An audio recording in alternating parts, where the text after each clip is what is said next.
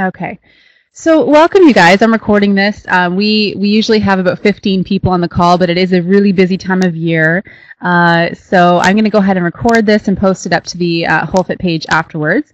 But welcome to Q+InspirAction. I like to hold these every 4 to 6 weeks or so, basically as an opportunity to connect with you guys to answer any questions you have and do my best to answer them and to encourage you on your journey. So before we get started, I always like to tap into the group that's here. I'm working on a lot of content for 2014. So if you guys have any, issues or areas of your life that you would really love a game plan for, so obviously focus more in the health aspect of your life, but please plug them into the group chat there so that I can make sure that I'm addressing your needs. So as I said, I am working on some really exciting kitchen content, some stuff that's going to make meal prep and healthy living a little bit easier in that department. But I'd love to hear from you. So if you have any ideas, anything that you'd love to see a class around, please type it into the chat. And we can use either verbal chat or you can type in your question to the class chat. So I generally will take one question from each person in the group. We can go a good 20 minutes here, so if you guys have a few questions, I'd be happy to answer them as best I can there. And then just hang around to the end. I'm going to give you guys a special promo code for attending live, so I'll type that into the chat for those of you that are here live. And what else do I want you to know? Oh, and I'm going to give you a fun challenge, something that I think we can all use at this time of year to finish off the call. So anyway, we'll go ahead and get started. So we'll keep it pretty, open and formal. If you guys already have your question in mind, you can type it into the chat, and then we can address one-on-one through the screen. So I'll give you guys a few moments to type those in. Holy freezing today, too, by the way. Hey, Amanda?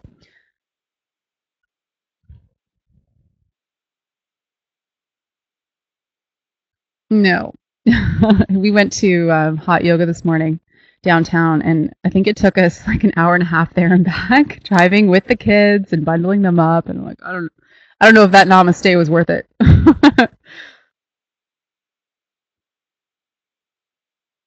Yeah, it felt pretty good.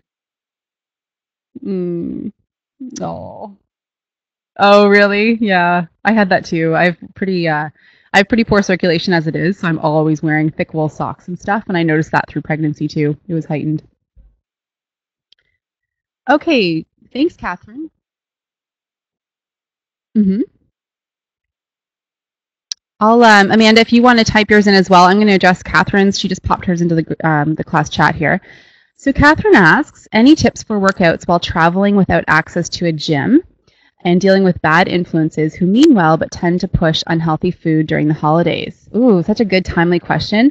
So I'll address the first part around the workouts. A couple of things come to mind. So the first thing is, don't ever think you're going to do that workout if you plan it for like 3 or 5 o'clock in the afternoon. I think the best tactic here is go into the holidays with a game plan that you're going to get up before the house does, and that you're going to just do something to move your body for about 20 minutes in the morning. So some mornings this might be a nice light yoga flow. Some mornings it might just be hopping on the treadmill and walking on an incline.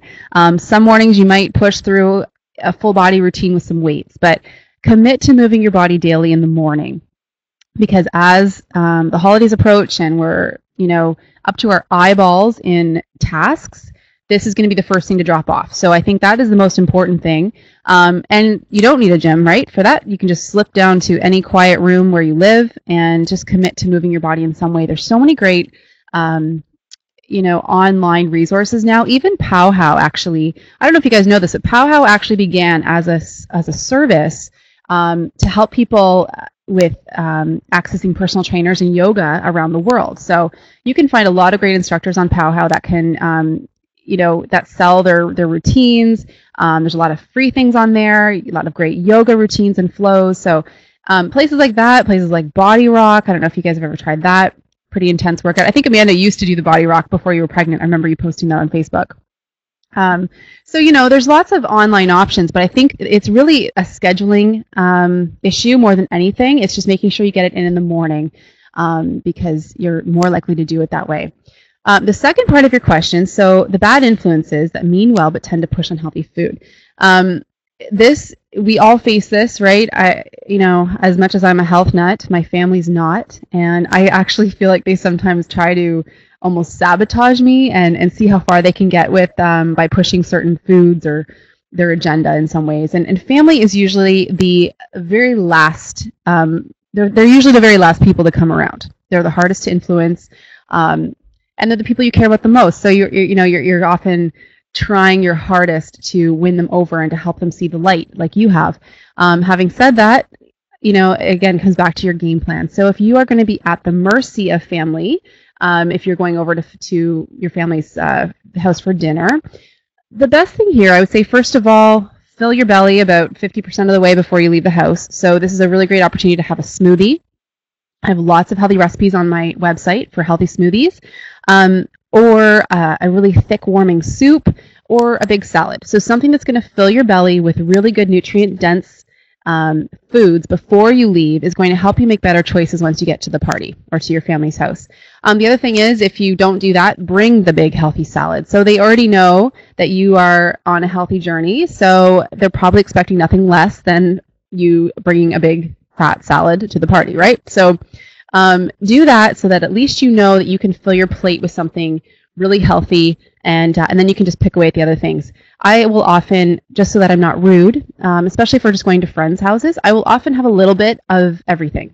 So on my plate, I might make 50% of the real estate on my plate salad, and then I'll have little portions of everything else, just to, so it doesn't become an issue in the room.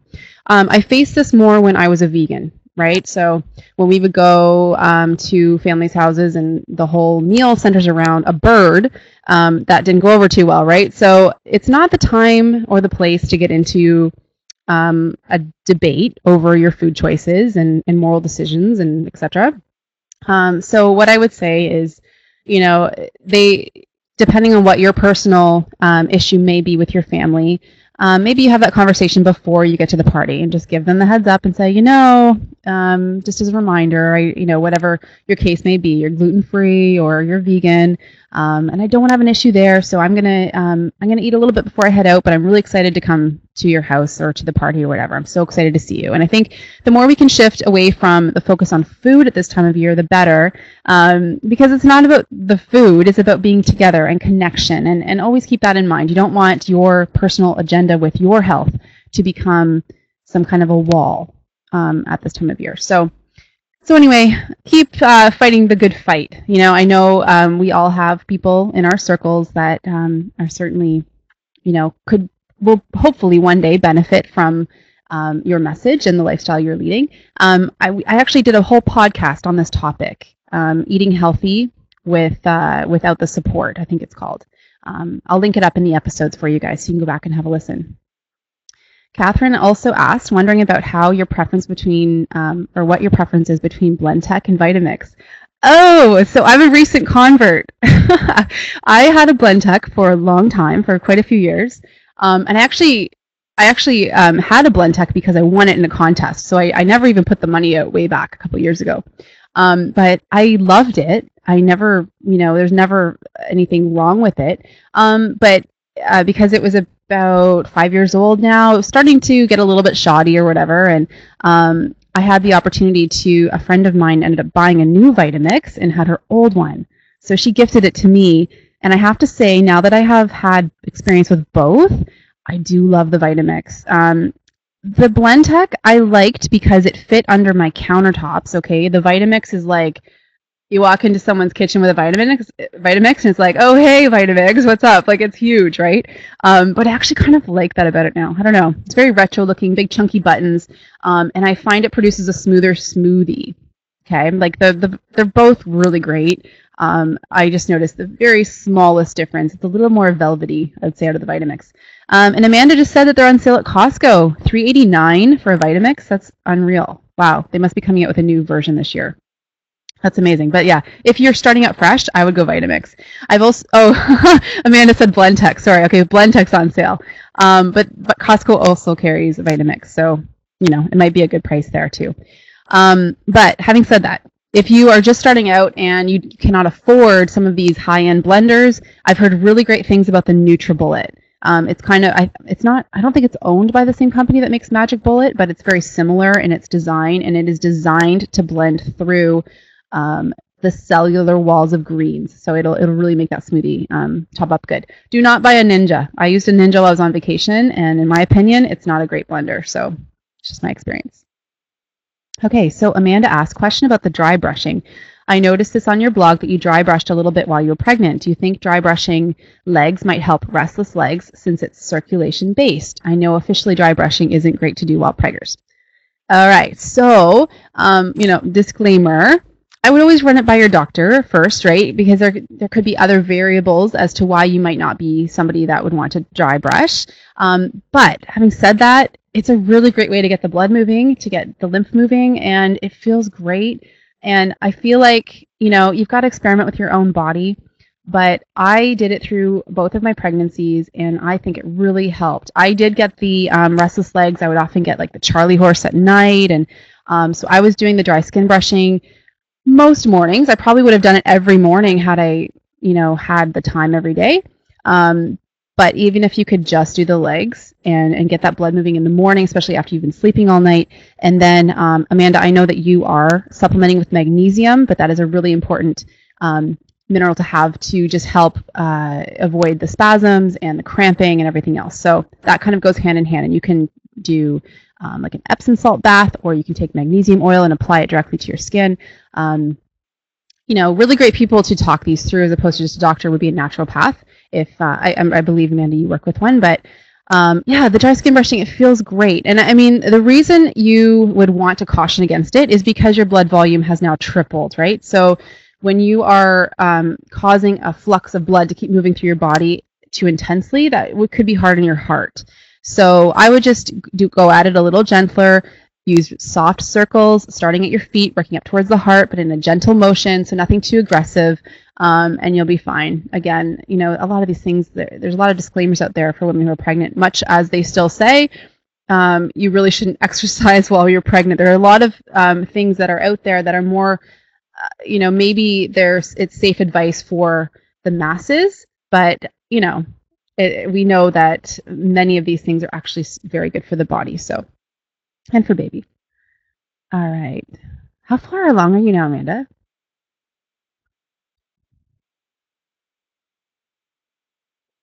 29 weeks. Oh, wow. It's amazing. So excited for you, little girl. Okay. Just want to see. Okay, just going through the wall here. Okay, so if you guys have any other questions, please post them up. I know today will be a shorter Q&A. While you guys are thinking there, I want to give everybody your challenge for this time of year, for December, before the new year comes.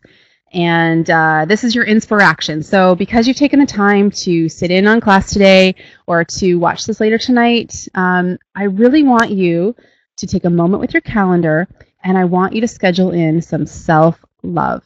Okay, so what I mean by this is because we all have a lot on our plates right now, we are in the season of being givers, and for those of us on the call, you're women, mothers, you are professional givers all year round. So this time of year just seems to escalate that stress and certainly take the attention away from our own care for ourselves so that we can keep giving back to others, right?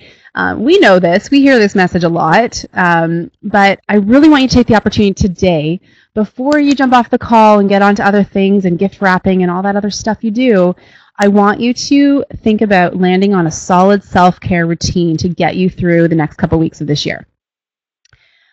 So this can be, for example, planning in a manicure and a pedicure. Maybe you take your 5-year-old daughter with you. Maybe you take your best friend that you haven't been able to catch up with, but schedule that in. I can't, I have my nice non-toxic nail polish on right now, and I feel good every time I look down at it, so there's these little things you can do for yourself to just lift your spirits and make you feel like you are nurturing yourself, right? So there's that. There's massage. Can you book a massage in, even just a quick 30-minute something in the middle of your day? Maybe after you've hit the mall before you go home.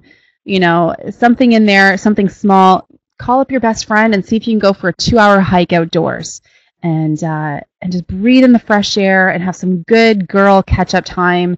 This is huge, just that connect time at this time of year when we really should be feeling the beauty of the season and the beauty of connection and love around us. We're the most stressed out. So, finding a way to carve in a little bit of girl time is always a great thing.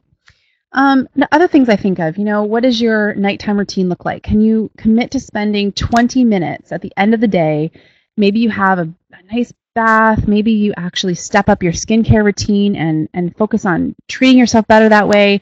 I've talked about this before through HolFit, but oil cleansing. The beauty of that routine of using oils to take off the day and the dirt and the makeup, and you massage it into your skin. Turn this into a process. Use essential oils. Don't cheap out on yourself at the end of the day. You've been giving all day. So maybe that's where you could work it in. After the kids go to bed, you take 20 minutes and you just, do deep breathing. And maybe you spoil yourself and buy yourself some new non-toxic products. Oh, on that note, I just posted on Twitter that my favorite skincare company, that Anne-Marie Gianni, is having, today's the last day of their 20% off sale. So there's a promo code there if you guys are looking for some new stuff. My last piece is, what is your morning ritual looking like? Okay, so this is something I refer to in Eat Clean, Get Lean as the sunrise sessions. And it involves making yourself a nice tea. Maybe it's the detox tea that some of you have come to know through my detox program. Maybe it's a beautiful green drink. You start off with something nurturing for your body, and then you move your body. Like I said to Catherine, you move your body for 20 minutes in the morning to get all the juices flowing and the energy flowing, and then you sit with your journal or your calendar, watch the sunrise before the little feet come running down the stairs and before the house gets up. It's huge, you guys, and this is really, I feel like this is the foundation. When my life starts to get off track and I've overcommitted myself and I'm doing too much, and this is where I always start. I come back to that morning routine. I go to bed earlier the night before so I can get up before the world does, and then I really feel like I've gotten a grip. Something else you can do throughout your day that lately I've been incorporating is slowing down my breathing, connecting to my breath throughout the day. So I might even be in the line at the grocery store, and you will find me doing my single nostril breathing.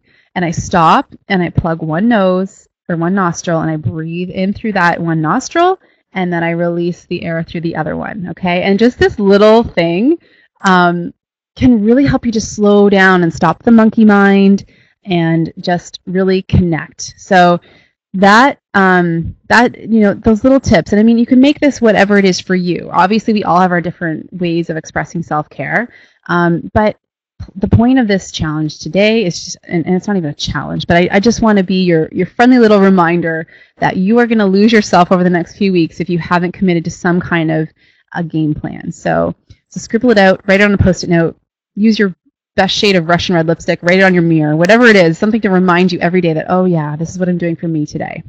Okay, so that's my takeaway for you. So anyway, I saw a few more questions pop up. I'll answer them here. The beauty of only 2 in the live class. Okay, so Amanda said, what about sprouting and then cooking the stuff? Does that defeat the purpose? Okay, sprouting foods basically makes it more bioavailable. So it's not like, choosing to eat raw foods for the enzyme content.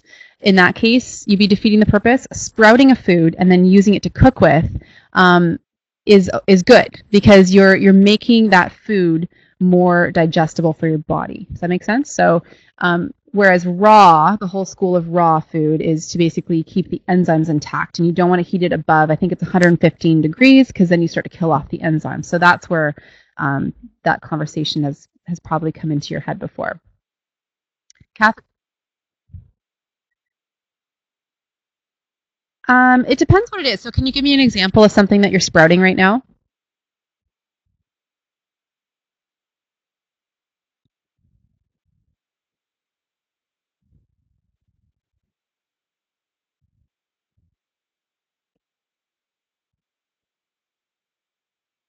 Mm.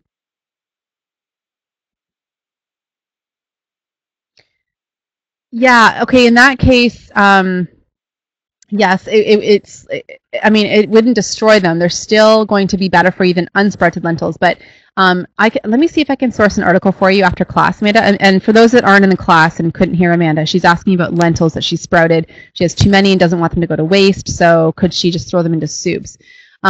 What I would do in that situation is soups, for example, I would add them in after the soup has cooked. I would add them on top, so they're not actually being boiled in much. This is something you can similarly do with your greens so that your greens don't get killed and all the enzymes get killed. I usually add the greens in for the last minute of the soup. So use them as a topper on most meals. So even like things like lasagnas and those things that you might cook, add the sprouted lentils on top for texture. And if it's for the kids, you can just stir it after. Because yes, you will kill off some of the benefits of the enzymes that are produced through the sprouting. But at the same time, the sprouting action has made the lentils even more digestible than they were before. So it's not all in vain.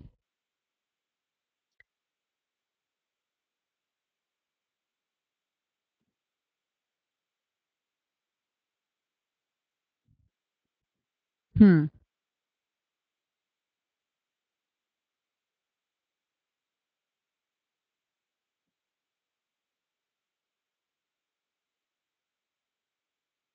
Mm-hmm. Yeah. Yeah, exactly. So Amanda was just saying that she noticed at Costco they had these sprouted chips and things like that that are still a processed product, but on the ingredient list it says sprouted blah blah blah. And yeah, as a consumer, it makes you feel better about your purchase.